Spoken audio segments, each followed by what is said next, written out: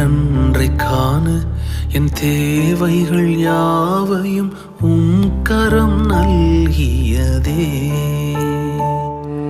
அன்றன்றை காண என் தேவைகள் யாவையும் உம் கரம் நல்கியதே. நீர் நடத்திடும் விதங்களை சொல்ல பூரண வார்த்தையே இல்லை. நீர் நடத்திடும் விதங்களை சொல்ல